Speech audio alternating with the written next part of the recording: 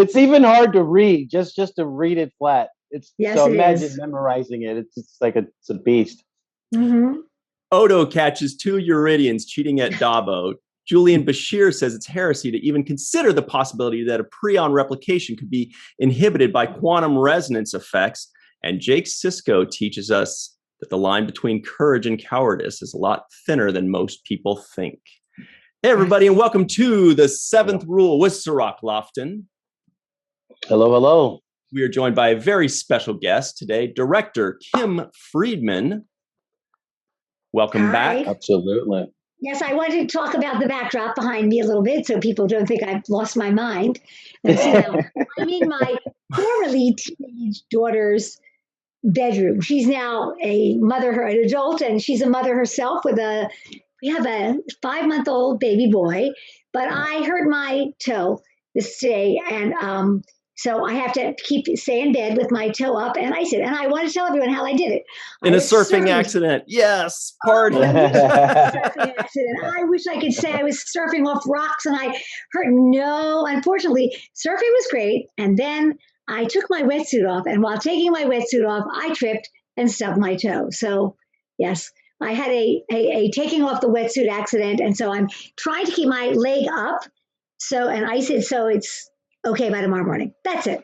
So here's my fancy little teenage bed. What did you say? It was like a Disney princess bed. Yes. Yeah, it looks like we're talking to a Disney princess. This is great. Absolutely. And by the way, don't worry. We're going to edit everything out after surfing accident. That's it. It's official. It's canon. It was a surfing accident. Yeah. There was this crazy wave. You're out in Maui somewhere. Huge wave, big wave. Yeah. Well, even the fact that Kim, you're surfing, like you go out surfing. I grew up surfing. I'm from originally, believe it or not, Atlantic City, New Jersey. So I was surfing since that's what you did. You know, there was really nothing to do. There was no gambling when I grew up in Atlantic City. So what did you do? As soon as you could allow to be in the ocean, you surfed. You first you boogie boarded, then you surfed. That was it. So I grew up doing it. Yeah, always. I'm not surfing huge waves in Hawaii, but I love to surf. But you will be once that toe heals. Oh, yes, I'm going right over. Yes. By the way, everybody, my name is Ryan T. Husk. We're doing a review today of Deep Space Nine's Season 5, Episode 4. It's a good one. Nor the Battle to the Strong. Story by Bryce Parker. Interesting notes about him later. Teleplay by Renee Echevarria and directed by, what do you know, Kim Friedman. AKA Disney Princess. Today. The surfer, the silver surfer. You're on the set of your new film that you're doing, the Sleeping Beauty. The Sleeping Beauty of Disneyland. Exactly. Oh my God. So Kim, you were telling me before we started rolling that some of the stuff didn't look familiar to you when you were originally watching it. Yes. Well, when I started to watch it, and I literally rolled. I saw the opening scene where they were complaining about the gambling, and they were on on Deep Space Nine on the space station. And I actually rewound it back. I was with my daughter. I said, "Could you rewind? Let's go back." I said, "Wait a minute." I wanted to make sure that my name was on it because I'm looking at this scene truly, and I thought, "Have I gone? Am I senile? What happened?" I didn't remember. I said, I'm not sure I directed this episode. Oh my God, what am I going to do while I'm supposed to be on this podcast? And then we got to even in the spaceship, I was thinking, well, this is a little familiar in the ship, with you and Sadiq. But then when we got to the caves, then I remembered it. And I remembered it for reasons that are going to make you laugh and think a little bit. Ooh. Okay, when I got this script, Cirroc, I said, wait a minute. I know that all of Star Trek on TV and Star Trek movies, it's Shakespeare in space. Mm-hmm. There's monologues, there's soliloquies of words that are made up. So no one knows the words. It's impossible for the actors to read. We call it Shakespeare in space, all the monologues. I'm cool with that. I'm down with that. I prefer a little bit of the action stuff myself mixed in with it. When I got the script, I went, oh my effing God, because there was all this voiceover with your inner monologue, Cirroc. And Yes. you were very young as an actor. I mean, you're very good, but still very young. And I thought, oh my God, not only are we going to have the monologues, not only are we going to have the action, but we're going to have this very young actor having to play these scenes without dialogue, where the voiceover is going to come, later on. And I was worried. I thought to myself, either this episode is going to be wonderful or it is going to be a lemon. It's just going to be like watching paint dry, because how are we going to make, So I remember thinking, oh my God, when we go to the caves, and we went and searched the caves on Bronson, in California and Los Angeles, there are these caves on Bronson Avenue, real caves. Right. As I was going over the locations, I thought, well, the action's got to be great. And then the emotional things. I was so lucky, Cirroc, that I had you and that I had Sadig to work with, because those scenes were hard to pull off. Most of the scenes, if you remember, were just two people. Yeah. Yeah. Talking, you and people lying on the ground wounded. Like this one right behind me, yeah. I mean, it was two people, and it was you all the time. You were in almost every scene. Even sometimes you were in the background. I noticed today in some of the action scenes in the hospital, you were in the background. I could see you, like tending to people. So I thought, oh my heavens, Cirroc, he's so young.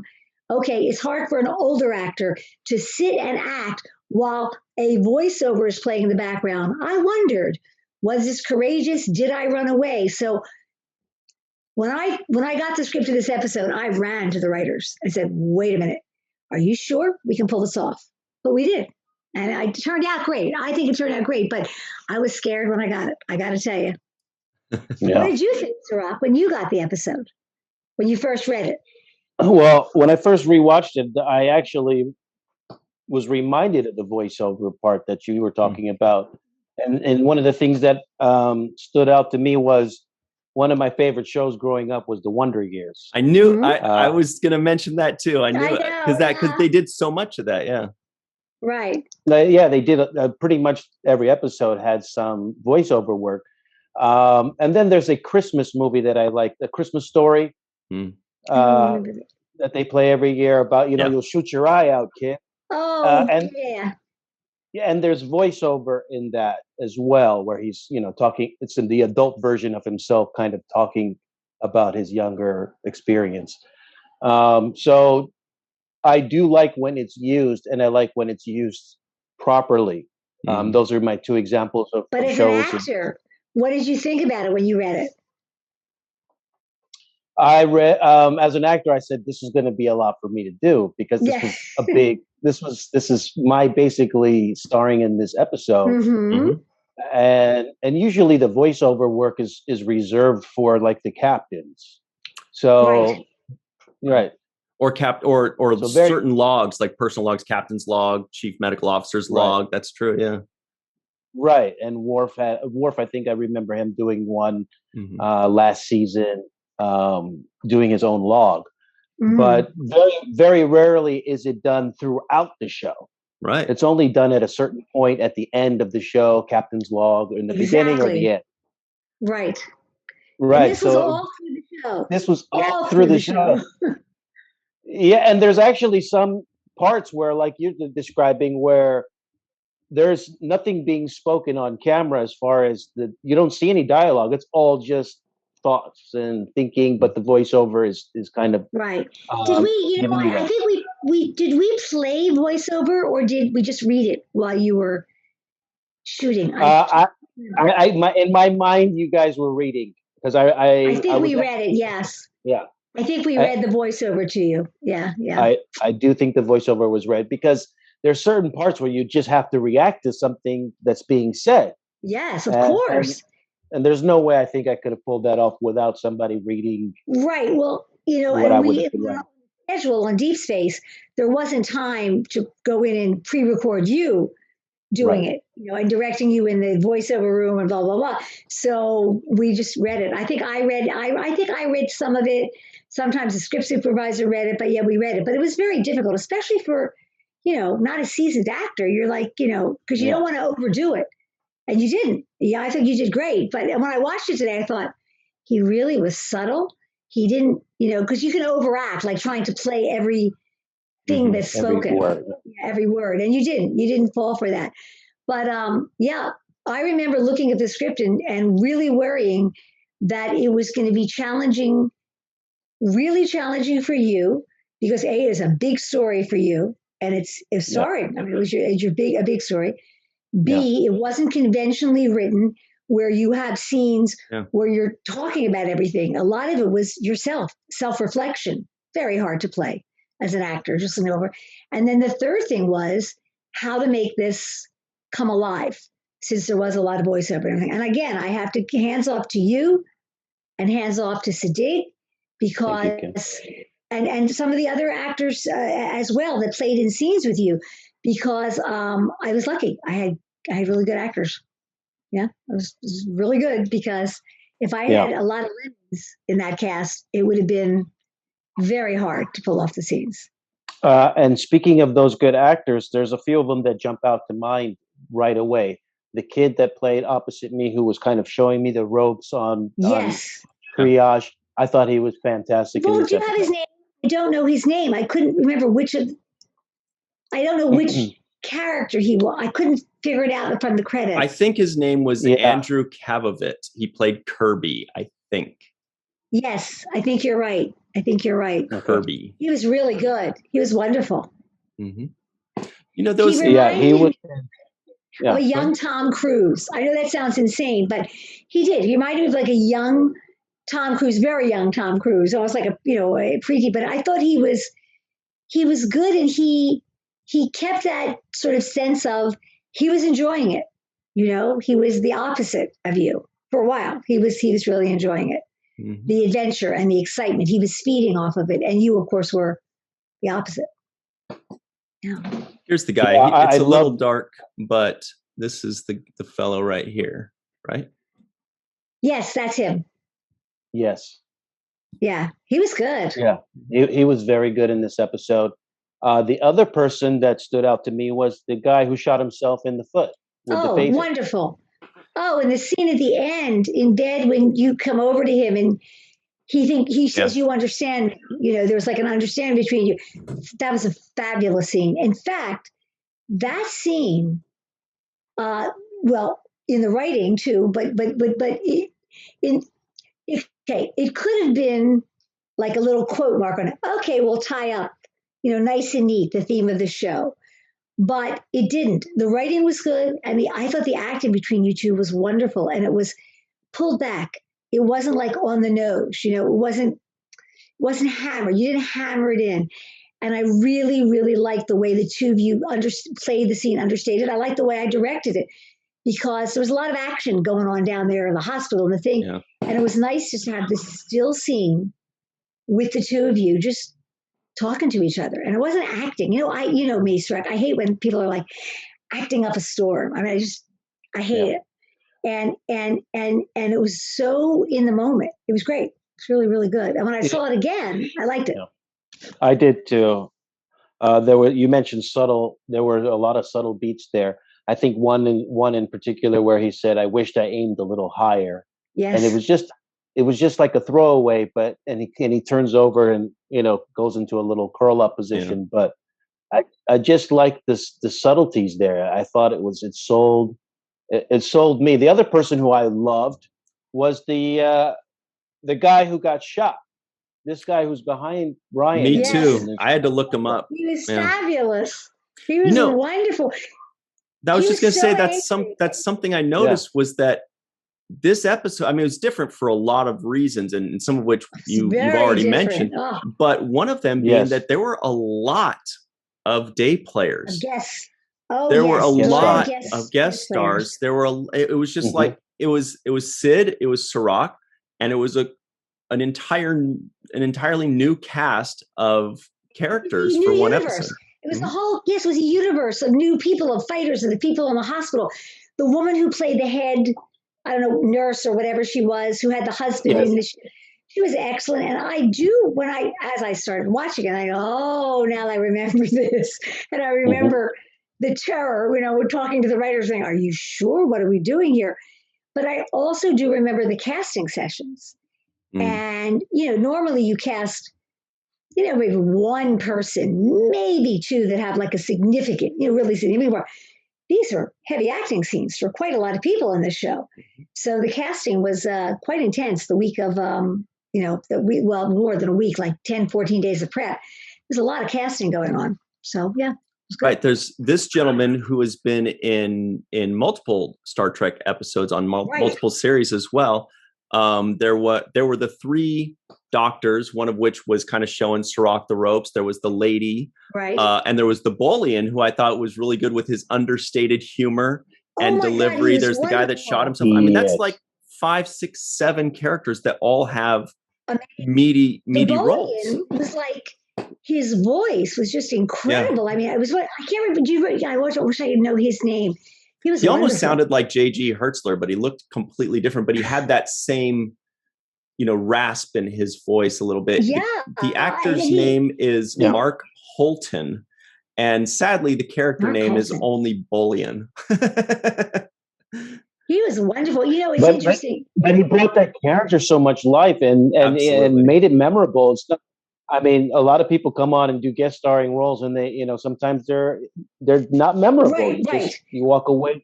Yeah, and this guy was totally believable. He kind of was like the John Candy of Bolians. Who was yes. And he stood out in the midst of everything going on. You remember that character. It was an episode of really good. We had really good casting sessions, and I'm remembering now. We were very concerned about it because when we have the regulars on Deep Space Nine, right.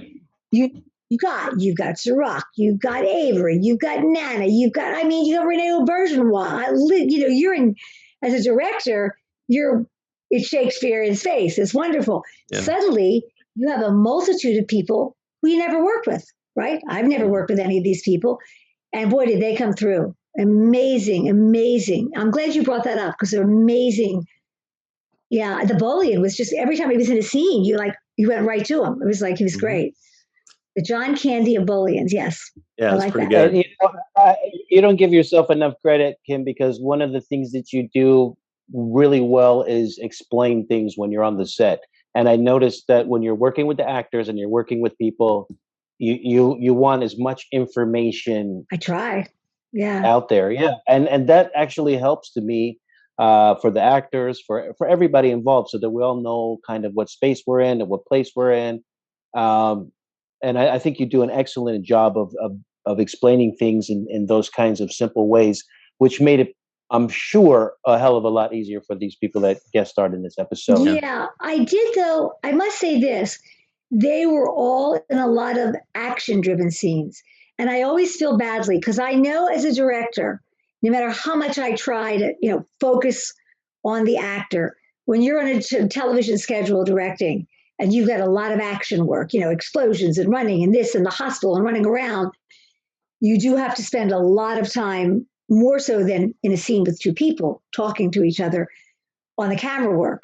So I always tried as best I could in a situation like that to give attention to the actors, because you have to remind yourself, that's what's going to carry the story, not an explosion. So, yeah, it's hard. By the way, yeah, go ahead. Oh, no, go ahead, please. Go ahead. I was just going to say. You're not going to get me this time. By the way, just so you know, and this is for Cirroc too, the caves are real caves, totally uncomfortable. I mean, those aren't soft rocks. Those are real rocks. The ground is not solid.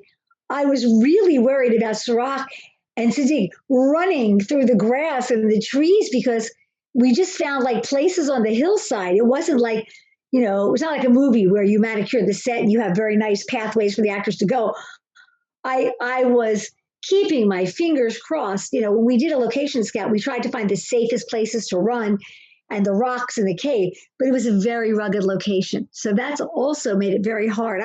You probably, because you were younger, maybe didn't think of it as at all dangerous, but it was not the easiest location. Yeah. It's funny you say that because I remember as I was watching this episode, there's a scene where I'm rolling down the hill. I'm like tumbling down. And I'm pretty sure I volunteered for that. Like, yeah, I'll do that. Yeah. And then as I'm watching it, I'm like, I don't think I'd do that today.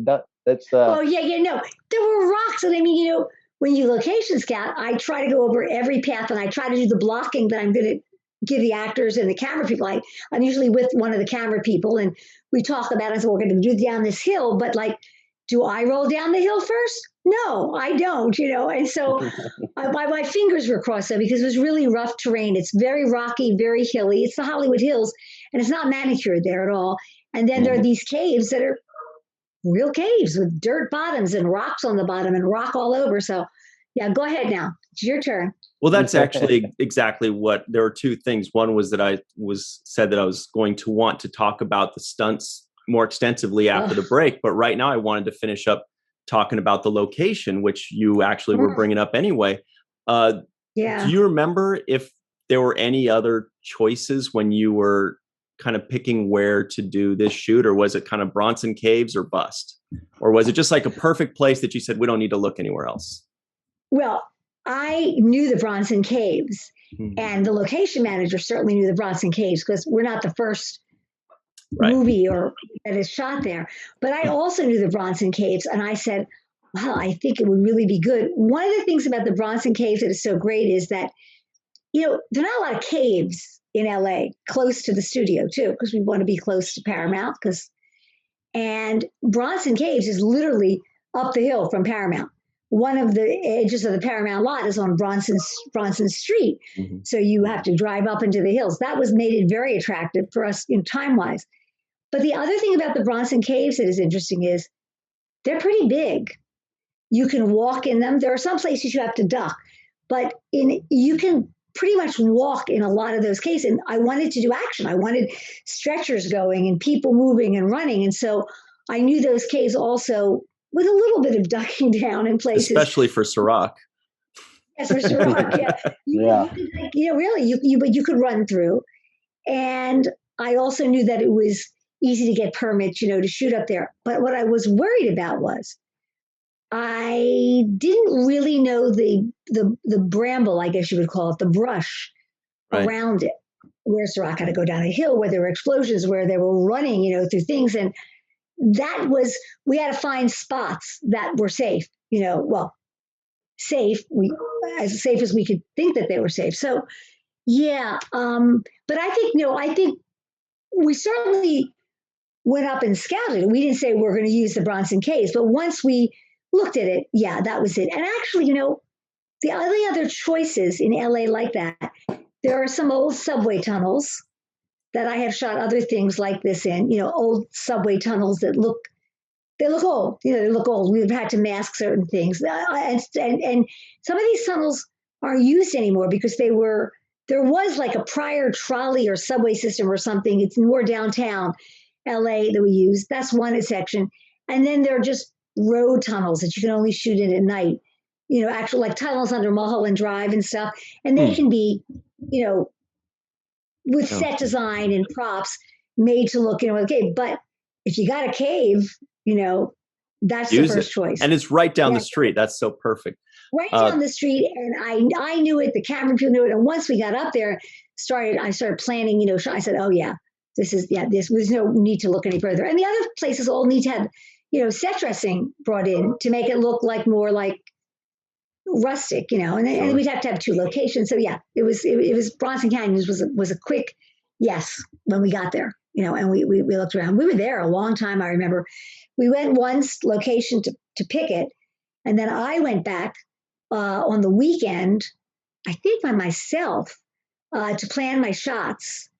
And I remember it was like, oh my God, the cameramen are going to kill me. I mean, it's just like, where do you put the camera, the dolly? We did a lot of handheld stuff because it was just too hard to put track down and stuff like that. So yeah. Well, we're going to take our quick break right now. For everybody at home, we're talking about the caves. I'm going to do a quick share screen here.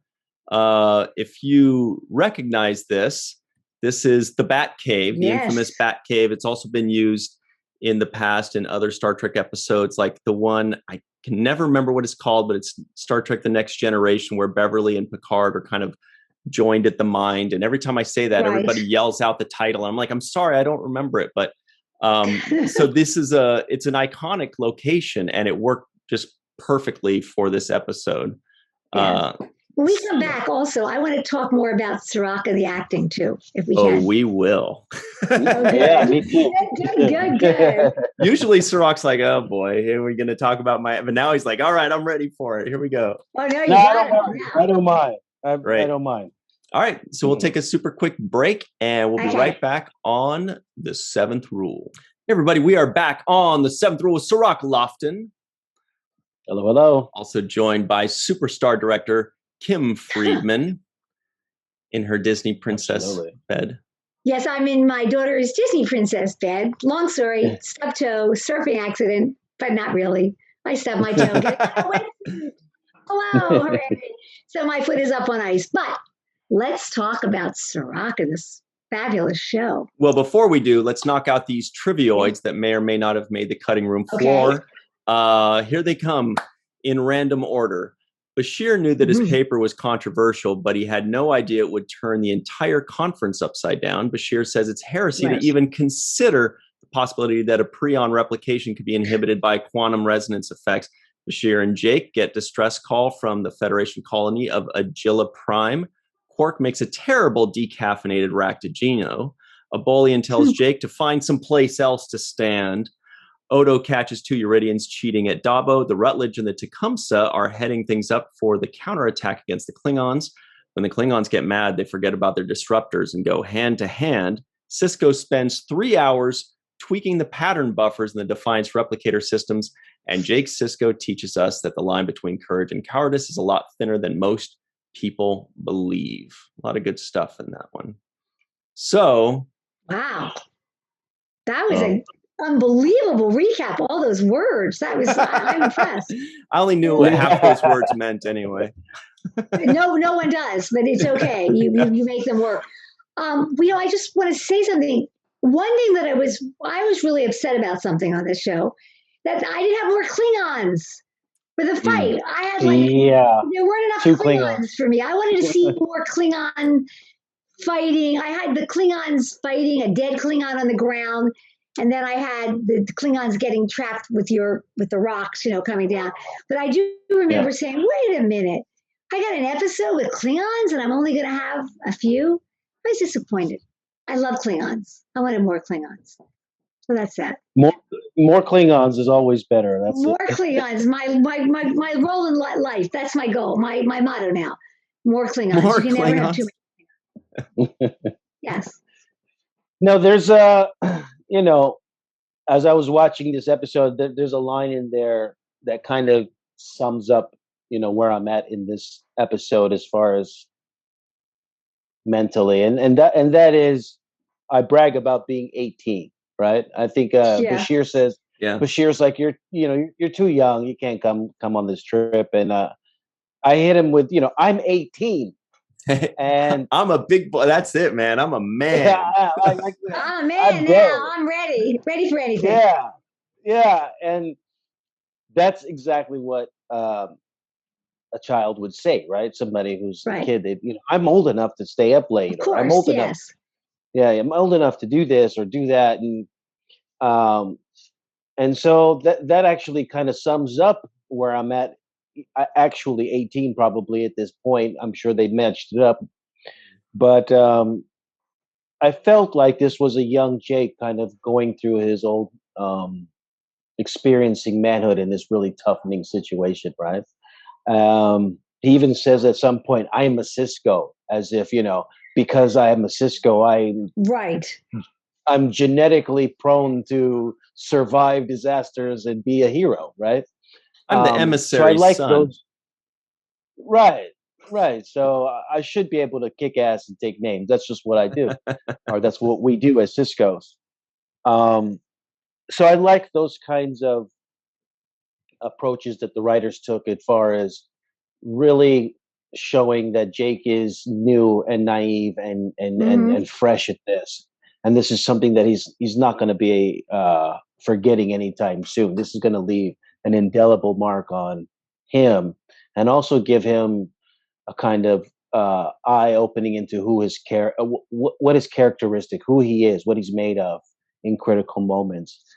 And I thought that's one of the big lessons in this episode, because I think at the end of it, it says, on one hand, when it came down to it, I ran, but in another hand, and it was all about survival, right? So it all came down to survival and the choices that I had to make to survive and what I thought I had to do to survive. And those things can either appear to be cowardly, or appear to be courageous. Mm-hmm.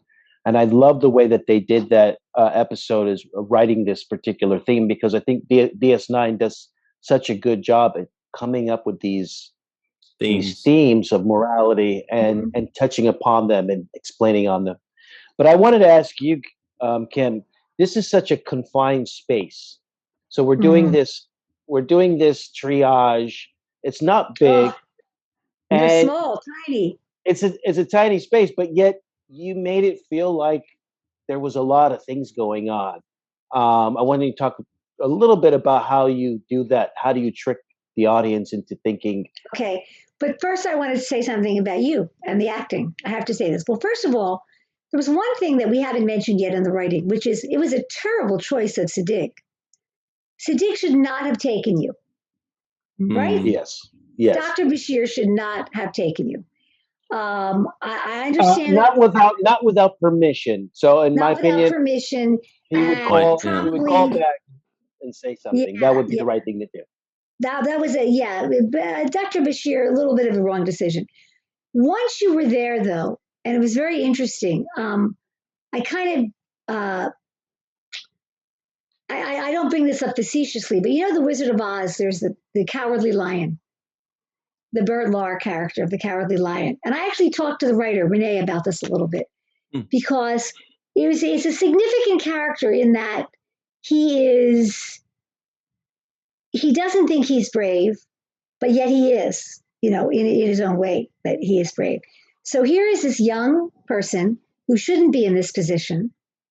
And what he's doing, even though he thinks he's being cowardly, is very brave. And what he's doing, what I felt as a director, when you ran, because you did run, you ran the opposite direction.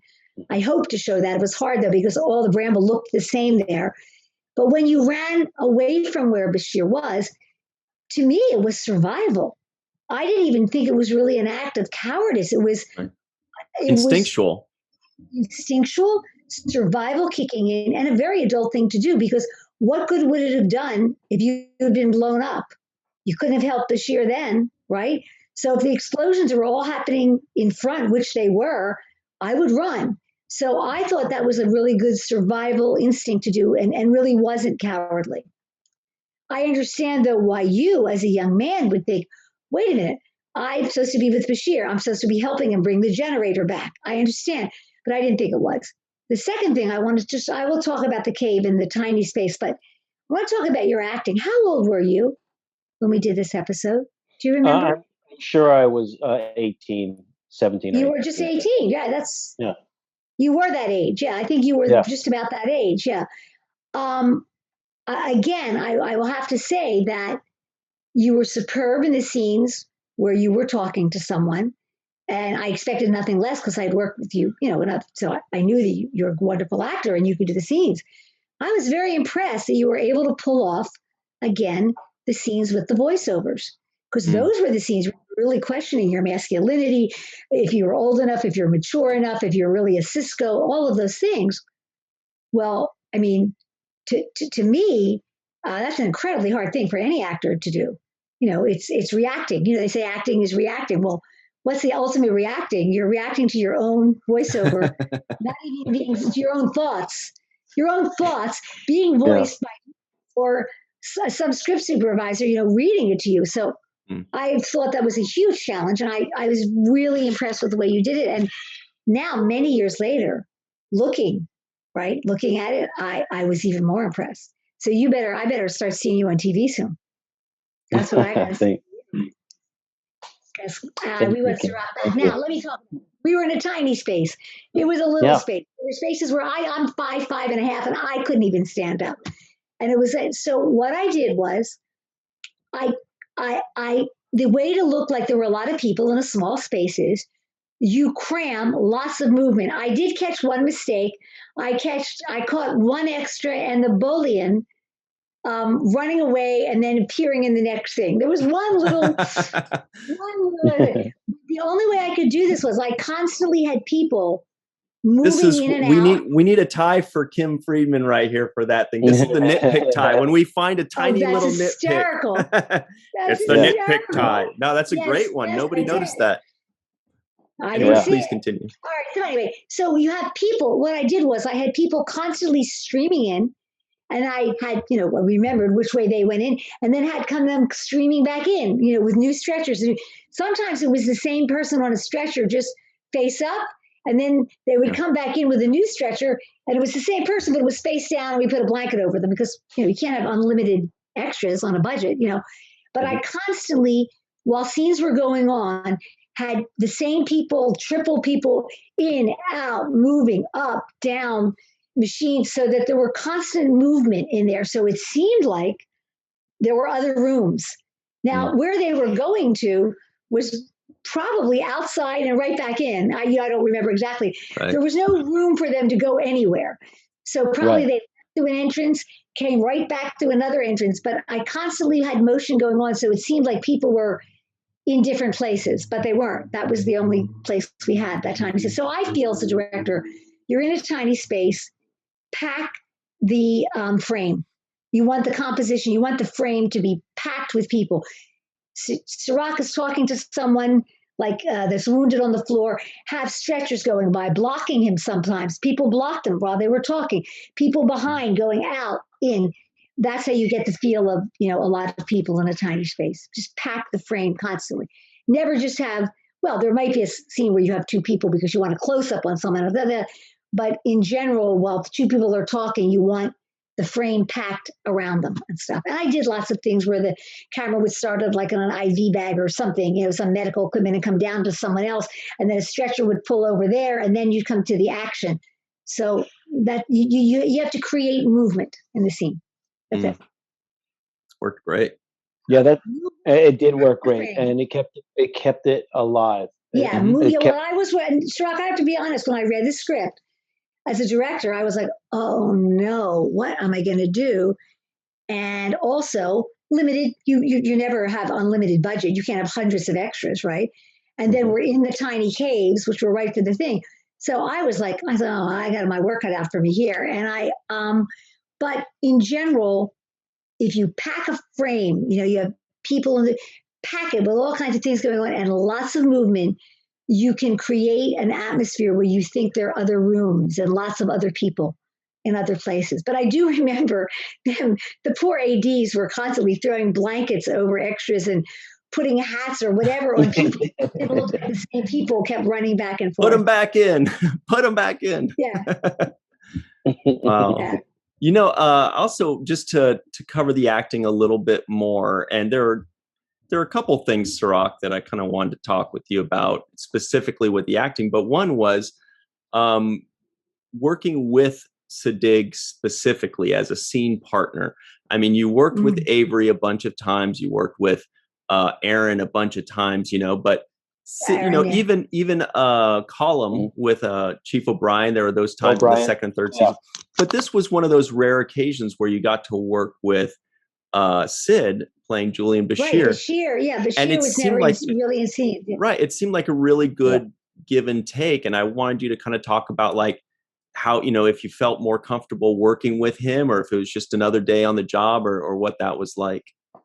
That's interesting. Well, for one, I want to give Sid his credit for this episode as well, because I thought he was fantastic. He's fabulous. Yeah. He took charge. He was commanding. I loved everything he did except for the decision not to call Sisko and ask, hey, can I take your son along with me on this? To a battle zone. Yeah. Yeah, to a battle zone. Yeah. But again, I want to repeat what I said. I don't know if I said it on camera or with you before the thing. I was very lucky that I had Sadig and I had Cirroc in this episode, that these were two people that I had, because they could pull it off, because it was a tough episode to pull off. And again, the supporting cast too. But yeah, Siddig was wonderful. Look, it worked What did you beautifully. think, Cirroc? How was it? How was it playing off of him? I love playing off of him. I think Sid is he's really generous when he's performing. He's fantastic. I mean, just the degree of difficulty for the medical terminology and the Star Trek medical terminology. So the combination of the two, which are just as hard as it gets. Impossible. Yes. Yeah. He pulls it off just seamlessly, and I think it's a beautiful thing.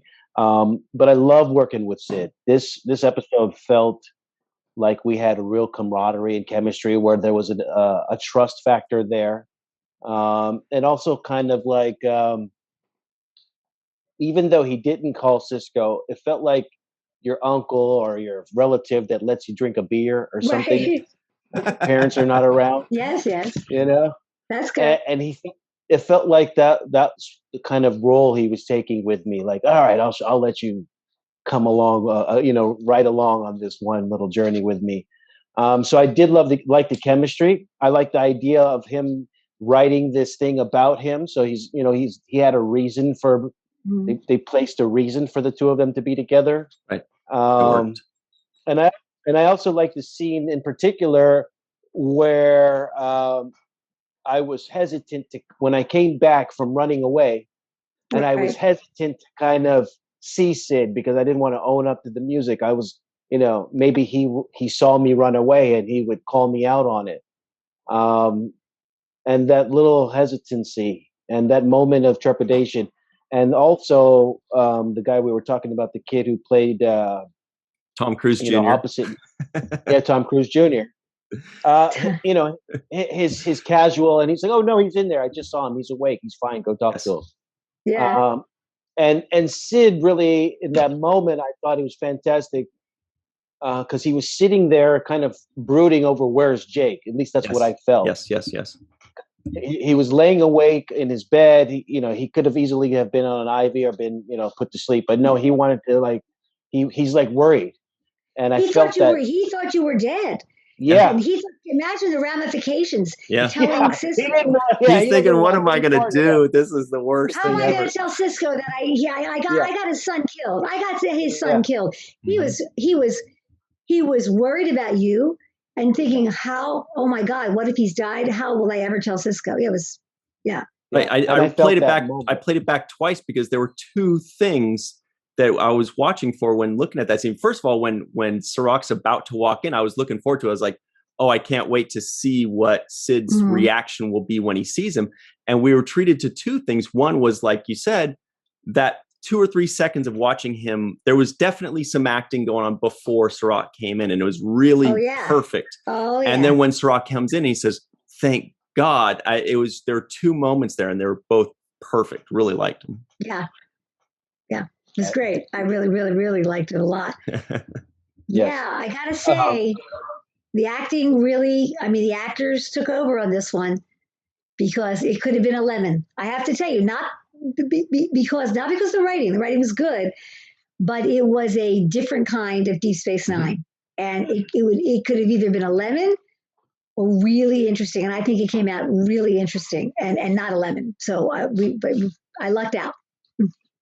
Yeah, there was a moment there when the guy who had just fought off the Klingons, who scarred my face, when he says, "Don't let me die on my face," don't let me die looking at the ground. Right, wanted to look at the sky. I want to look at, and that kind of hit me somewhere. It hit a nerve. He sold that to me. And the other thing that I was completely sold on was Sisko, in that scene where he's thinking about Jake. He said, "I used to watch Jake when he was a kid, sleeping." 5 years old. When you were 5 years old. Yeah. And all of us as parents have had that moment where we sit there and we just watch our child sleep, and you think about all of the things you want for them, and you think about what they're going to look like, because they always change in their looks, and there's so much that you have going on in your head. But he says in that moment, no matter what, I wasn't going to let anything bad happen to this child.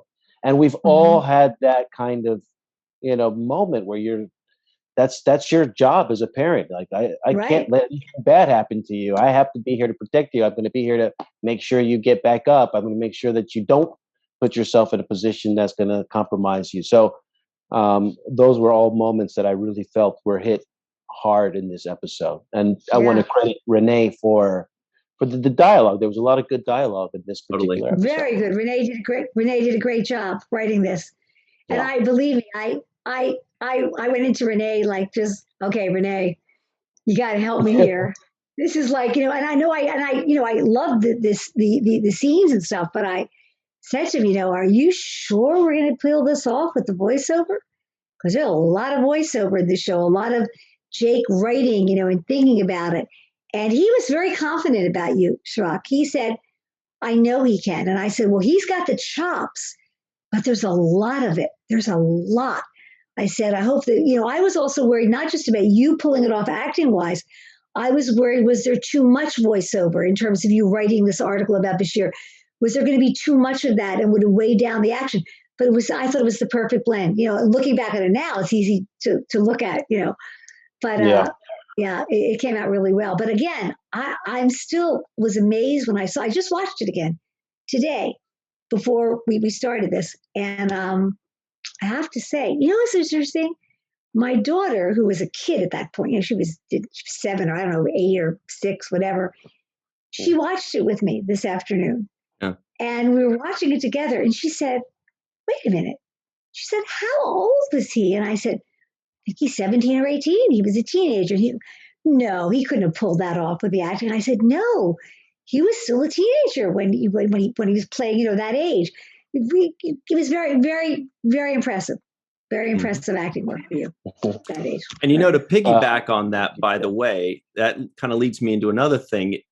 Not on top of the acting, Cirroc, there were stunts involved. Now going down that hill, okay, I actually had to look that over 3 or 4 times. I'm like, they picked somebody that looks almost exactly like Cirroc. I was not able to tell it was you, other than my own logic saying there's no way they would risk that. but they did that guy did a perfect job. But there were some stunts that you and Sid actually did do, like when you're walking out of the caves and there's the explosion and you drop down to your knees. I mean, that is a stunt. And I had to watch that a few times. I said, there's no way they can let these guys do that without knee pads. And I had to look really closely to see the little bump in the pants. They were thin knee pads because you guys have tight pants on. Like you didn't have like the big turtle shell skateboarder knee pads that people usually use for stunts. You had this thin little thing. Do you remember any of that? Yeah, I do remember that. And actually, there's another point there where I jump over the desk when the Klingons are kind of approaching, and I jump over to escape fire. I remember those small stunts. I was working with Dennis Matalone, obviously the great stunt coordinator. Oh, my Dennis Matalone, our wonderful stunt coordinator. I love him. He's amazing. But, at the time I'm 18, so if there's one thing I can do, it's something physical. I can jump, run, fall down a hill. You said there's a stunt person on the hill. I know. No, I think you did it. He ran down that hill. He insisted. I remember. Really? So that's why, because I went back 3 times. I was like, how did they find somebody that looks exactly like him? So it really was you. Him. That was me rolling down that hill. I remember that. I actually wanted to roll down that hill. I insisted that it was me. I said, no, I'm going to do this. And nobody talked you out of it. I remember Dennis. Wait, Dennis had to convince me. Dennis Matalone, my Danger Dennis, he had to convince me to let you do it. I said, what are you talking about? He's going to break something. And then, they convinced me. And you did it. You did it. Wow. I did it. I pulled it off. In the line of Avery Brooks, who's done way more stunts than I have. That was pretty simple and pretty easy. The difficult part, more than the physical thing, is the small things and those moments where you have to portray certain emotions or have small intimate conversations with people. Yeah. I think the best thing that I took away from this episode was what Sisko says to Jake at the end. And I love the way this episode ends on a wonderful scene. a wonderful scene. The two of where you're actually, he's reading the story of what had just occurred. And I think Sisko says something to the effect of, the real courage is looking inside of yourself. Right. And that was like just fabulous. So great. Yeah. There was one other thing though that I have to say. You're a young actor. You're 18 years old. You're working a lot in Deep Space Nine. You were in lots of episodes, lots of scenes. But you were surrounded by, I think, by the way, and some people have sort of said, really? And I said, oh, yeah, one of the best acting ensembles ever assembled in TV. I mean, Renee Auberjonois, you don't get better than my wonderful dear departed Renee. I mean, my God, Tony Awards and blah, blah. Avery, my God, like a giant. Nana Visitor, who I, by the way, worked with before Deep Space Nine in several plays. Fabulous actress. Colin, one of the best British actors. I mean, just read Siddig. I mean, you just keep going on and on. They just get better and better.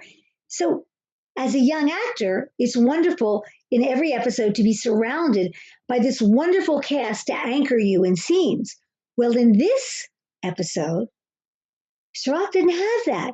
He didn't have he had Siddig in some scenes, but really most of the scenes were with these guest stars who he had never worked with before.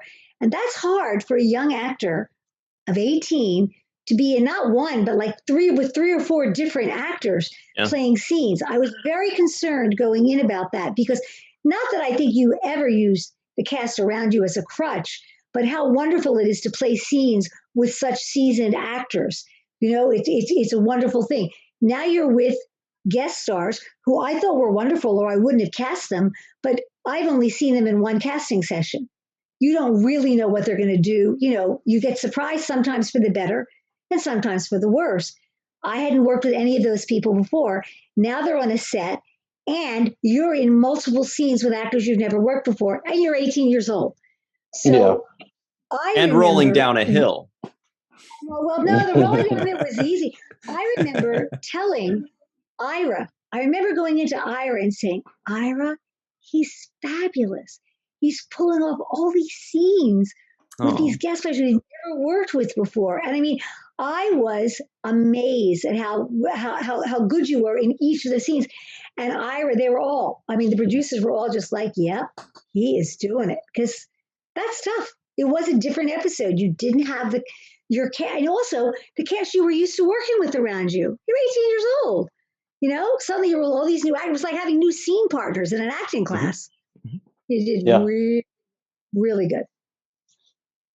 Thank you. I want to credit everybody that you mentioned earlier. I had the greatest group of people that I can learn from, and you learn by osmosis just by being around such a talented group.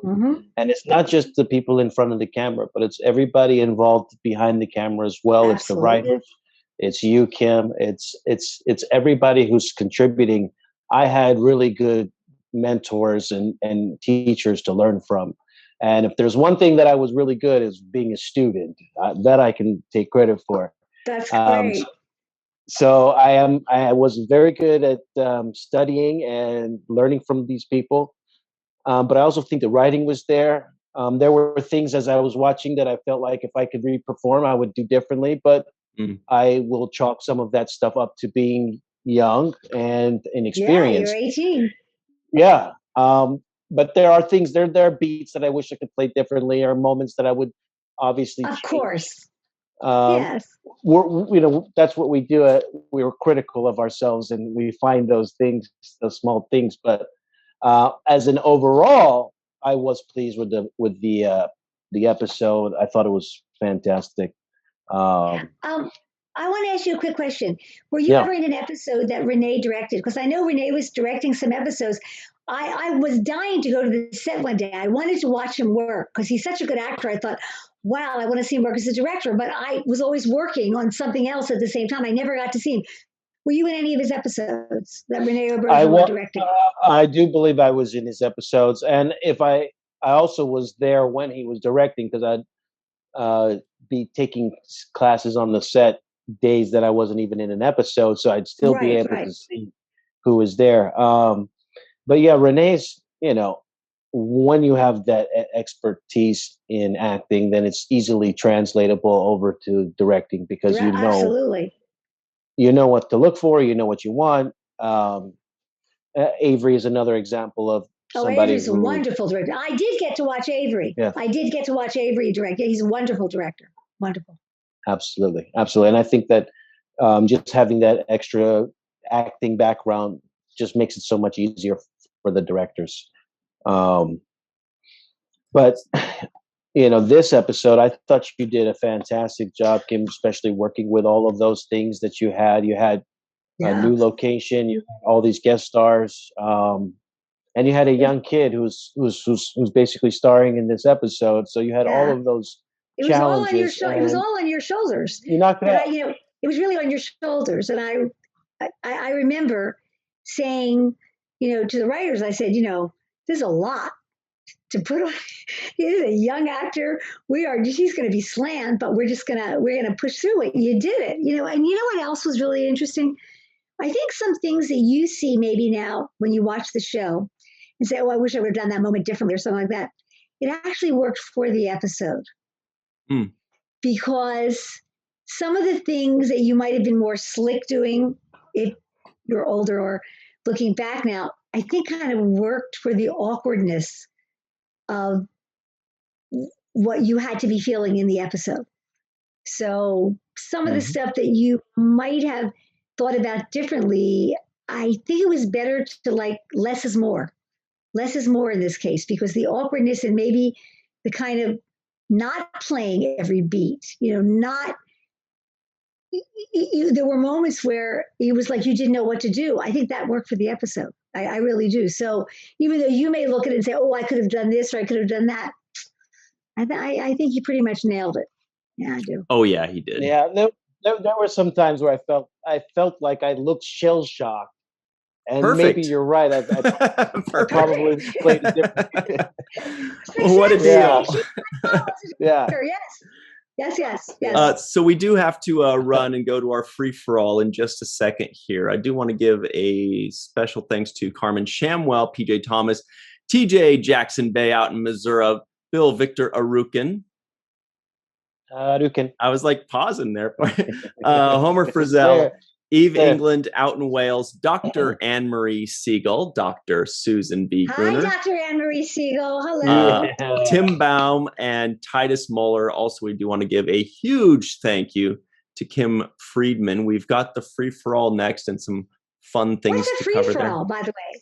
Well, you're about to find out. I can't wait. Well, thank you all very much. We'll see you on the other side on the free-for-all. Always remember the 7th rule. Hello, everybody. Welcome back to the 7th Rule with Cirroc Lofton. This is the free-for-all. Director, superstar Kim Friedman, Surfer USA, has decided to stick around for the free-for-all. Also joining us, Eve England out in Wales, Dr. Susan V. Gruner, Dr. Anne-Marie Segal, Malissa Longo, TJ Jackson-Bey out in Missouri, and Scott Jensen. It's time to have more fun. Also, real quick, a few things we didn't mention because we had so much to talk about. You guys noticed that there were 3 NAMs today. I got 2 of them. I know Molly mention. and Keiko were in there. Right. Non-appearance mention, that's a NAM. That's when people talk about a character that didn't actually appear. So we feel like they should get a little credit. The other one was a little bit more subtle. Anybody know who it was? One of Dax's old hosts. There was a bunch of those. The character was not mentioned by name, but Sisko did say, my father, blah, blah, blah, blah, blah. So Joseph Sisko gets another NAM. Yes. Very cool. We love him. Anyway. Yeah, actually, Odo said something to him about it, right? He's like, did your father do that? Yeah. Odo was like, you're an old man. Does your father still worry about you? Yeah, exactly. Oh, yeah. I don't think that ever goes away as a parent. You're always going to be worried. Never.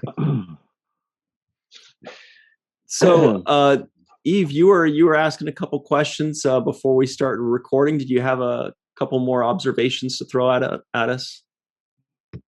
Yeah, so just before, I just thought it was really interesting how someone, as a young, actor, how Cirroc sort of found trying to set the sort of scene for that, because it was all very believable. It just seemed very traumatic. So it was more just about, how you sort of get yourself in that mindset. And then the second question was, what was the impact, if any, of that? Which seemed fairly traumatic on the screen, whether there was any impact, and then whether that sort of had an impact on you, Cirroc, after the episode, at that sort of young age. That's a good question. I think the biggest thing was for me when I first got the script was the amount of responsibility that I would have. Usually you get your portion of a load, and each actor has a relatively something that's manageable. But when you're featured in the episode and you're in most of the scenes, then that's like, okay, this is my real challenge. This is the time for me to step up to the plate and really have to be there on set and constantly available, like somebody like Avery is on a daily basis and episode to episode basis. So it is a lot to chew off for somebody my age at that time, but I was looking forward to it. And I think that the Visitor episode prior to this gave me a little bit of confidence or boost that say, okay, well, now I'm ready to take on the what Tony Todd did in The Visitor. I'm ready to take on the role of carrying this episode. So it was a challenge for me. I was excited about it. I also get excited about working off the set. For some reason, just being on location, I feel like adds an extra element of reenacting, something to react to. Because you're actually in a location, you're actually somewhere. It's different than, the red light outside of the studio door or the stage door. It's more like this is the place. We're here. So that also adds to it. It makes it a lot easier. And then Kim is such an awesome director. She's has these motherly instincts. She's so professional. She has all her ideas in her head. She knows exactly what she wants. So there's so much guidance there as well. So there was a lot of factors that made it easy for me. Siddig was excellent in this episode. I thought he worked well with me, and the two of us had this really good chemistry between each other where, I felt the two of us as a believable kind of friendship. So yeah, I mean, just this was my big moment, and I was ready to take on the challenge. I was excited about it. And I wasn't sure. I was not sure when we started if he would be able to, not because of his acting. He was a wonderful actor. I knew that, but he's 18, and he's going to have to act against voiceovers, and he's going to have to act with almost every scene was with a new actor that he had never known. I really had never known. I had cast these actors. I had seen them once in a casting session. I had said this earlier. You see someone once in a casting session, they seem wonderful, you cast them. You never know till you get on the set with them if they're going to be good. Well, almost every scene, other than with Siddig, he was with a new actor to the Deep Space Nine universe and to my universe. So, and I was quite concerned for him, and he really pulls it off. And you just said something very interesting that I never thought of. That yes, it's a little easier when you're on a location because you're reacting to the rocks, the caves, the real set, as opposed to when you're on a make-believe set. It's just make-believe, at a studio. So that I never really thought of that from an actor's point of view. But yeah, it makes it more real. It makes it more something to react to. But anyway, Cirroc did beautifully. He came through, and it was a lot. It was a lot for any actor, but an 18-year-old, and he was the star of the episode, and he did it. He came through. Yep. Did they cut any of that voiceover stuff down, or did they just kept it the way it was? Do you think did they reduce any of it? Because there was a lot of voiceover. Nope, they didn't. No, by the way, I wanted them to reduce some of it because I thought it was asking a lot of you but they didn't reduce any of it. No, he said, I really want this to be a different kind of episode, Renee. He wanted it to be an episode where, you were writing an article, and he wanted to see the thought process. Also, he's also a writer, right? Renee is writing the episode, is also how a writer thinks about it. And then with the real world crashing in on this sort of writerly, conceit. But the main thing, of course, was being young and thinking you were a man at 18, which you're really not quite mature at 18, and thinking you can take on anything, and the real world crashing in on you. I mean, that was, the thing. So yeah, no, they didn't take it out. They didn't take any voiceovers out. I think that's really interesting, the point you're saying, that there was certainly parallels, when you're rewatching it with the Nog episode later on, and how you sort of have the shattering of the youth thinking they're invincible. You have at the start, and Jake's there, it's going to be a big adventure, and this is going to be, then I can't remember the title. And that's exactly what Nog was saying at the, later on. I thought I was invincible. I never thought it was going to be me. And I thought it was really interesting how you have these two best friends who really go through a fairly similar sort of experience in these two episodes. And I thought the parallels were just really interesting, rewatching it, and the scene and the way that whole thing was sort of shot. I thought it was just really, really interesting. I have a quick question. Did you ever talk to Avery about the episode? Did Avery ever mention anything to you about the episode? No, we've never talked about this episode. I just thought he might have mentioned it because because we didn't really have that many scenes together in this episode. I think just the last scene. Very last one. Right. No, I just meant if he had seen the episode or something. Yeah. Avery has an amazing memory. So when I do bring stuff up to him, he just needs a little couple hints, and then and then boom, he gets it right away. He knows the episodes sometimes by the title, sometimes by the guest star, or sometimes if I just jog his memory and say, "Oh, it was about this and that," right? And then right away he's like, "Oh yeah, I know exactly," and he'll remember specifics about things, and you're like, "Wow, he hasn't lost a beat when it comes to that." You say, it's the one where you did Al Moraine. Yeah. That one he's trying to forget. I'd like to forget that one.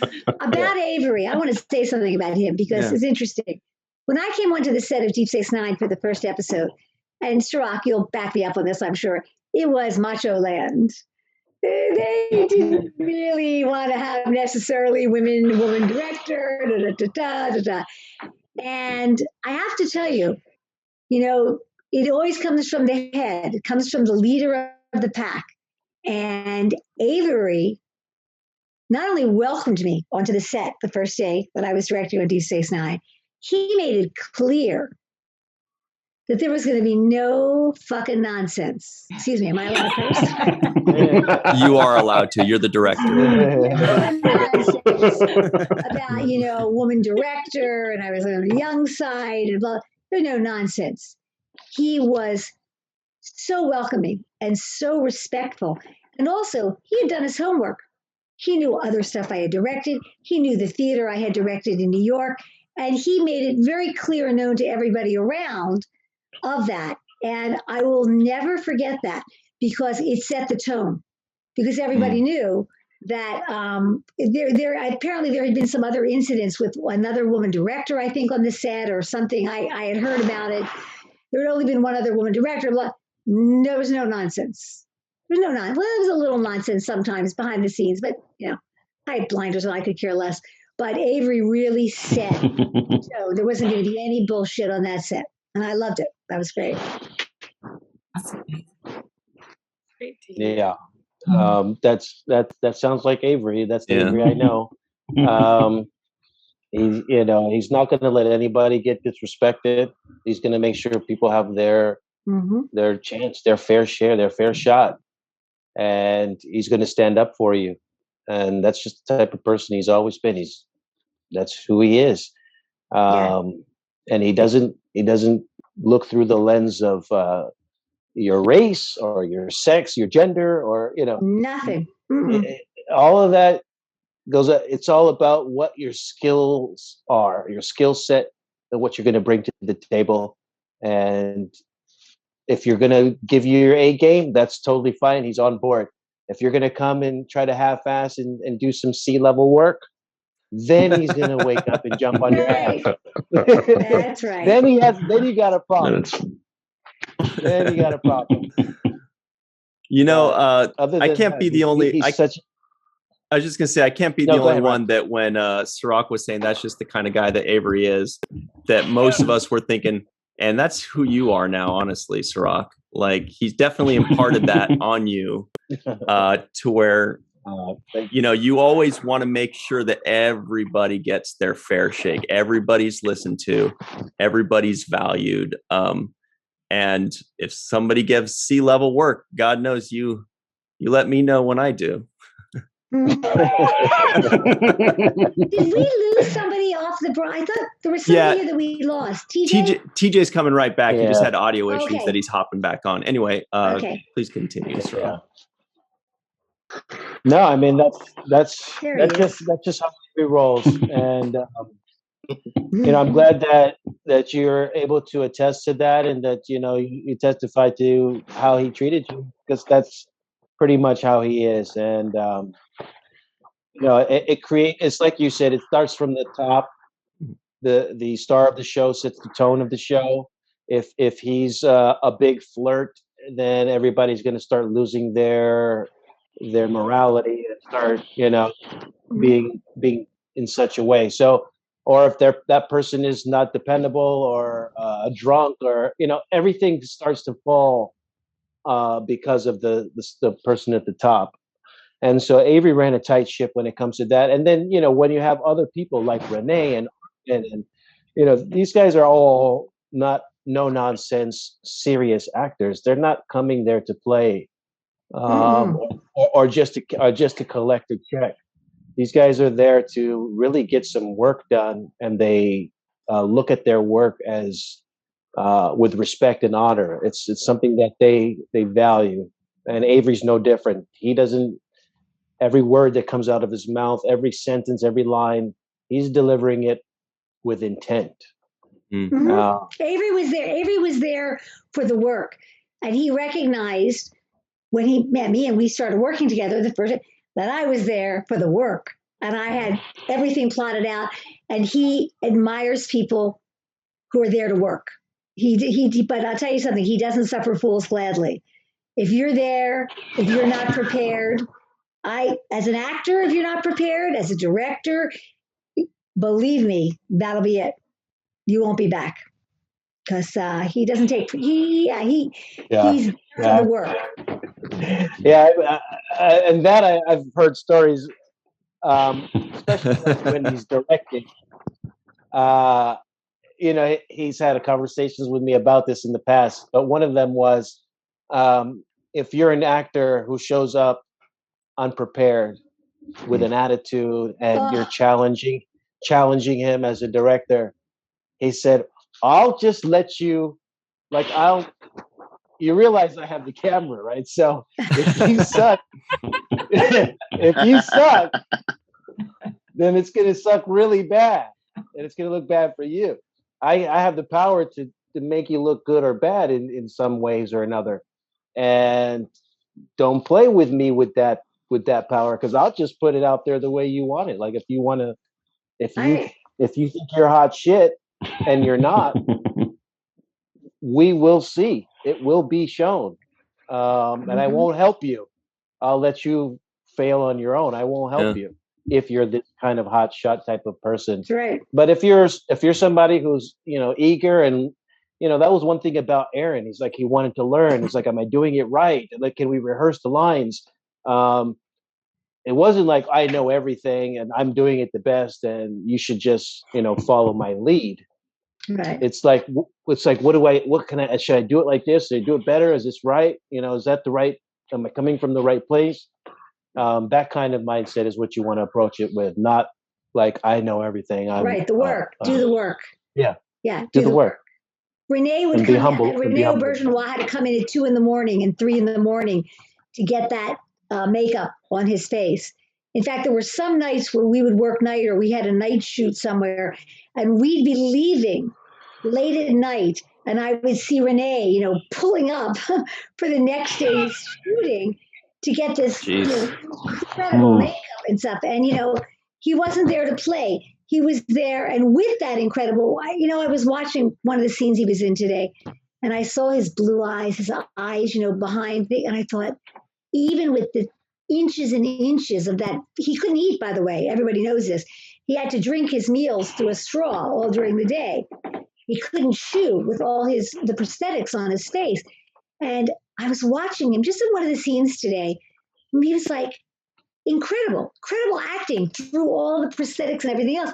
And he would want to do a scene over and over till he got it right. And he was in all that uncomfortable, you remember, Rock, those prosthetics and everything. And these people were there to do the work. And if you were there to do the work, you were welcomed. And if you weren't there to do the work, look out. Yeah, you're on your own at that point. But yeah, I remember at the end of the days when they'd say, "Okay, Renee, you're wrapped for the day," and that was the moment when he could peel off this bottom part of his prosthetic, awful. And sometimes he'd peel it off and just like buckets would just drench down.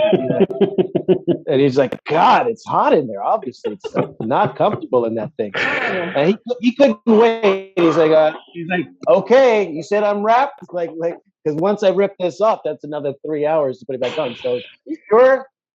And so he. There he is. There's the famous picture. God. Yeah. So he'd get to ripping that thing off, and as soon as you wrapped him, he couldn't wait to get that thing detached from his face, and then to sit there and take all that glue off. It ruins. It really ruins your skin. It makes your pores don't have any room to breathe, and then there's this adhesive underneath, so they have to remove each the glue underneath. It was awful. His makeup was awful. Terrible. Yeah. So, guys, everybody else hanging out with us, do you have any thoughts on this episode or questions or comments for Kim Friedman today? I know a lot of you kind of came in and had a lot to say, so let's hear it. I just thought it was amazing. And the way that you captured like that frenetic energy of like a trauma bay, where there's just chaos ensuing everywhere you look and a million patients coming in one after another, it was just amazing. And like the close-ups, because sometimes if you're working there, it can really feel like you just see one person at a time because you can't possibly take it all in. And it captured it so much better than most TV shows you see. I was just so impressed. And the whole thing was amazing. And I love the, like looking into what is courage, what is cowardice. Yeah. That's something that isn't really talked about on TV that much. Sometimes a little bit with like World War I, but it's almost like it has to be removed to discuss it. It was so beautiful and well done, well acted and well everything. I loved it. So moving. I'm glad you also liked, as a director, I'm glad you liked the trauma in ER, because oh my gosh, it was so much like when I was doing trauma in DC, like I worked on Saturday nights at bar time, and the crap that would come in like one after another was like, at some points like we would max out on bed and people would be in the hallways with like gunshot wounds. And it just felt so much like that, and it captures it so well in this episode. I'm glad, because we didn't have a lot of extras. We talked about it before. We just had people running in and out of this little cave with different hats and different blankets and on their back and then on their stomach, so we could make it look like there were hundreds of people, but we didn't have hundreds of extras. But we made it look good. Where do you work now? Now. So I stopped doing surgery, and I'm looking into getting into medical sales, but with the pandemic, you can't like go into the operating room as much. So hopefully interviews will start back up. But okay, great. I just loved it. And I love the part where like you have some gallows humor juxtaposed with like actual moving conversations, and Jake sort of like at first like kind of being amused by it, but then being disgusted. it really captured sort of like when you first get thrown into that world as a medical student or intern, like you have those thoughts, and sometimes like the more seasoned people will say things where you're like, whoa, I don't ever want to be like that. And it's just, all these things aren't really shown that well. And it's just all depicted so perfectly in the space of a few minutes, really. It's just amazing. Okay. I thought it was amazing from my perspective of being used to seeing dead people all the time.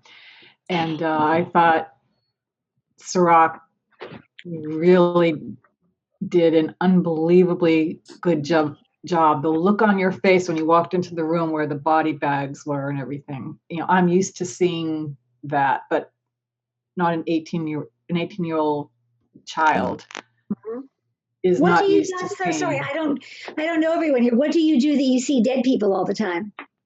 She's a murderer. The library movies I see all the time. I see dead people all the time. It's such an expense, but I'm a forensic entomologist. Oh, I see. Okay, good. And we do have, as Anne-Marie knows, we do use gallows humor frequently to lighten up the situation. Add a You little have levity. to, or you lose your mind. I'll Sometimes bet. what you see. And I was pretending that I was crying, but I really was. I literally, before I came on, I was just watching the end of the episode. I just watched it tonight. And I'm just amazed. It's very dark, this episode, but it seems so real. Yeah. And A+, I give it a, I don't care what the IMDb score is. It's 100. Yeah. This is a Anne-Marie 15 always out of 10 reminds us. episode. Yeah, and you go from one extreme, like Eve said, from one extreme to the other that Jake goes through. He loses his innocence in this episode, I think, and it's absolutely done so well. You did a great job, and I'm so glad a woman was the director of this. Well, I was very lucky though to have Cirroc and Sadig and all of the wonderful guest actors that came in, because we really had a great cast. I was very lucky because, as I said before, this episode was a different one, the way it was written, and the way we had to cast it. So I got lucky in the acting, in the actors, because Cirroc was wonderful, Sadig was wonderful, all the guest people were wonderful. So it really helped because this episode had to have really, really good actors in it. I mean, it would have really fallen on its face if it didn't. Yeah, I agree. As I was watching the episode, I pulled up IMDb to see who, the people that I didn't know were, especially the guy that's sitting behind Ryan. Right now that scene is what made me pause and pull up IMDb. I'm like, this guy nailed it. And he's in a lot of other Star Trek series, right? Yeah. And the guy that was carrying bodies with Jake, that guy, I think, nailed it as well. Yeah. They all nailed it. This is one of my favorite Deep Space Nine episodes because I'm not someone that's used to being in a battle space or seeing bodies or trauma that way. And so every time I watch this episode, I feel like I'm on this journey looking through Jake's eyes and seeing these things. I mean, we all watch the show, and from Jake's standpoint, he watches these people go out and do these things and come back and tell the stories of what happened, but he hasn't been in the situation himself. Like he said, he's on the station when it's attacked, but his dad's there, and I mean, he's not looking a Klingon in the eye, shooting a disruptor at him while he's hiding under the table. And, he's not running. He's not the guy that's got to try to bring the generator back, with the bombs going off, in the air around him. And so I really, really, really feel like I'm on that journey with Jake because I've been in some situations, but nothing like that. And I mean, how would I react? I don't know. I don't know. Right. It's just like they said in the episode, you don't know until you're there. And so I don't try to judge anybody that's been there. And I don't try to judge anybody who hasn't been there because you just don't know. And they say like there's that thin line, and you kind of see it at the end where they say Jake's the hero. Like, a lot of times people who are heroes actually just were incidentally heroes. And a lot of time people who are cowards, like maybe they were actually heroic and you don't know. And that kind of got me thinking, like, Totally. Who's a good captain? The captains who recognize that, like Sisko. And you can kind of see all of our favorite Starfleet captains would also react that same way. Interesting. And it sort of gives you hope for, like, that's why we love Starfleet. And kind of, although there are bad captains who we occasionally see, like there are no bad that might captains. be like the Name reason one. why. Bad that morals. captain who was in the Rutledge, which got name checked in this episode, who like went after the Cardassians, and his line kind of got pushed one way or another. But yeah, I just think, like, you know, when you're thinking of who's a good captain, that might be like a definitive scene who would react the same way that like Sisko reacted towards T. Great point. Hey, real quick, since TJ brought up, and we did mention it a few times as well, but the fellow that played Chief Burke, the tough guy behind me, that's Danny Goldring. He's in Deep Space Nine, Voyager, and Enterprise. This is this character in various Aliens. Also, a couple other notable ones. Bryce Parker, who gets the story by credit, looked him up. He's actually a visual effects producer. Oh yeah, I saw that. Including Dune, the upcoming Dune series, Venom, some Matrix movies, which I was not expecting to see. And lastly, the guy that we were jokingly calling Tom Cruise Jr., the guy that was kind of showing Cirroc the rope, Jeb Brown, he's actually got a connection to one of the Deep Space Nine writers more recently. He is on Prodigal Son. He plays a sheriff on Prodigal Son, who was produced by Robert Hewitt Wolf. It's great. That was an interesting thing. Full circle. Yeah. I had a couple of things I wanted to talk about. Number one, the title of this episode, I was like, where does this come from? Why did they say North Battle to the Strong? And I had to look it up. It comes from the Bible, Ecclesiastes 9:11. And so shout out to whoever dug that Bible quote up to put on this title for a 9 episode. I thought you were going to say shout out to the Bible. Yeah. Oh my God. The quote that I'm reading says, I have seen something else under the sun. The race is not to the swift, nor the battle to the strong. So that's one. I knew that, quote, by the way, Cirroc, because the first thing I do, I had a wonderful directing teacher at NYU. And he said to us, and he was in the theater department, not in the film department, because I was in the theater department mainly. And he said, when you look at a play, at a film, whatever you're going to direct, a TV show, look at the damn title. No one ever looks at the title. You look at the title. And I have found surprising themes, things that have guided my work in theater, in TV, by looking at the title. So I did look up the quote before I directed the episode. Yeah. Yes. So you know that it's a Bible quote. I don't know if our audience knows, but I just learned this. So I'm actually happy to know that. Interesting. And the second thing I wanted to bring up that I don't know if it's been mentioned before or if it's been talked about with you, Kim and Renee, but the thing that jumps out to me when I first read this script, saw this episode, and think about this theme as a storyline, is the book, one of my favorite books growing up, which is called Red Badge of Courage. I don't know if any of you have yes. Yeah. taken that. So to me, this is the television, this is Star Trek's version of Red Badge of Courage. Yeah. Nice. Yeah. That's a great parallel. It is. It's also, to put it in kind of context, there's also a, how would I describe it? There's a, describe it. It's not an anti-war thing. It's not an anti-war theme in it, but there's always a theme in everything Star Trek, and everything Star Trek, right? There's always a theme of we're looking for a better galaxy, a better planet, a better universe, a better system where we're all going to be at peace. Where we're not at war with each other. So I think that there was also something in this about, they kept saying at different times, we're going to look back on this and no one's going to remember this.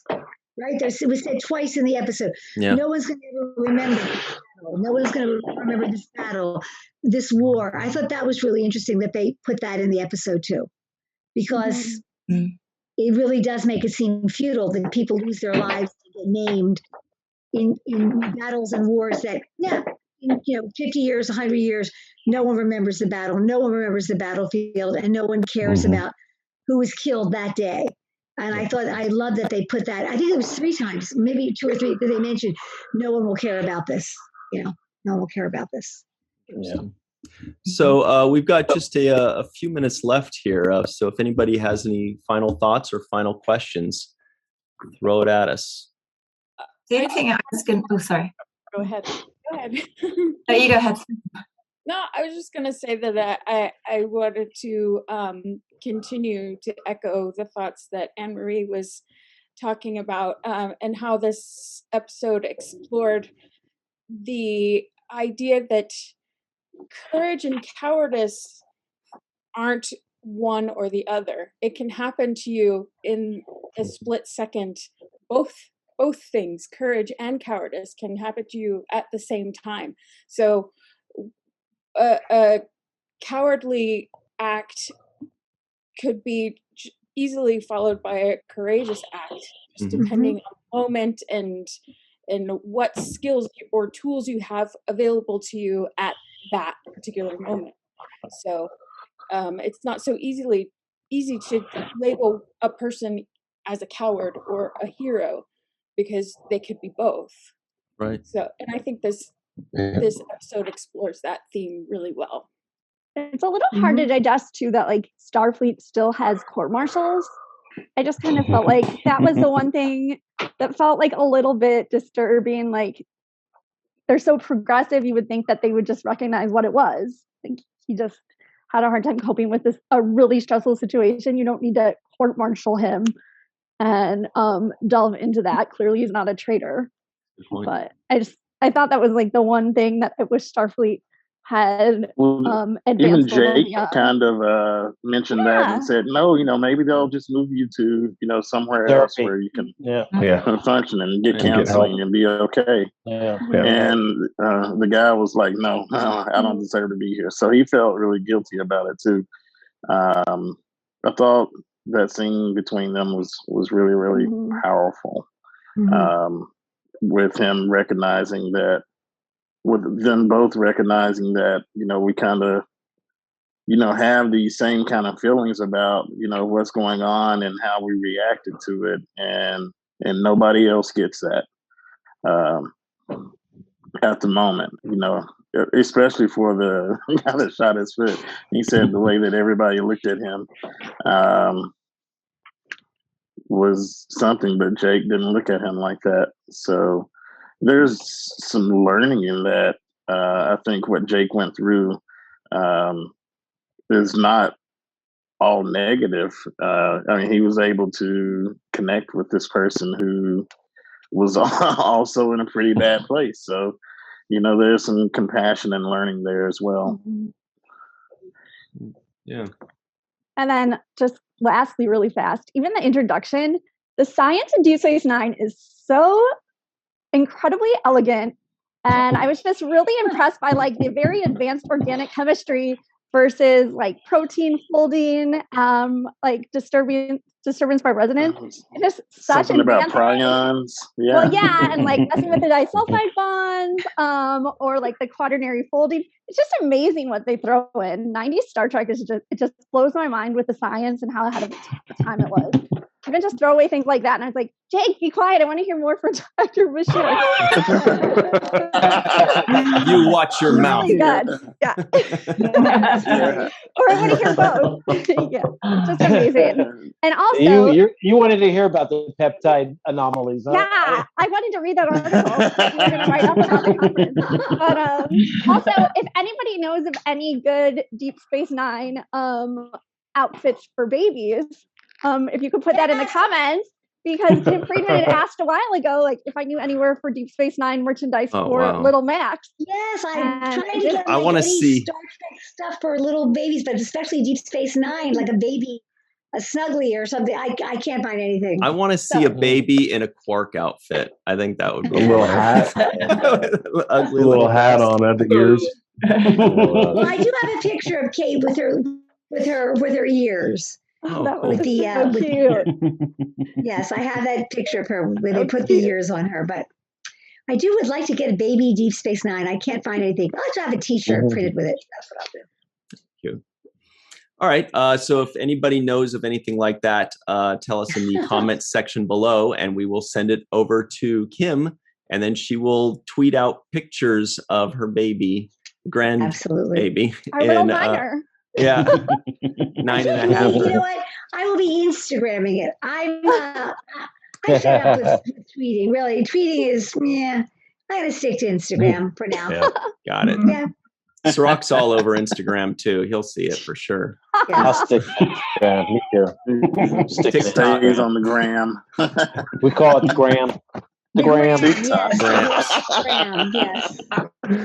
All right. I think that's about it for us today. Real quick, some Trekkian nomenclature, which is kind of the stand-in right now for when they say something IAN and then something we recognize. There was Cartalian fever, Tarkalian condor, and Rugalian fever. So there are 3 of those today for everybody scoring. There's also Tarkalian tea, I know. Right? Yeah. And let's not forget the caffeine-free Frappuccino. Oh, man. Oh, my gosh. That was great. Yeah, you know, Bashir's decision-making can really be questioned because, one, he takes Jake alongside him, and then he's like, we have to get the medical regenerator. We have to cross. It's 2 miles or 2 kilometers that way. Jake, you want to come with me? Like, you got it. Yeah. You got it. Yeah, here you There's go. only a bunch of Klingons shooting outside. We're going to take an 18-year-old there. Yeah.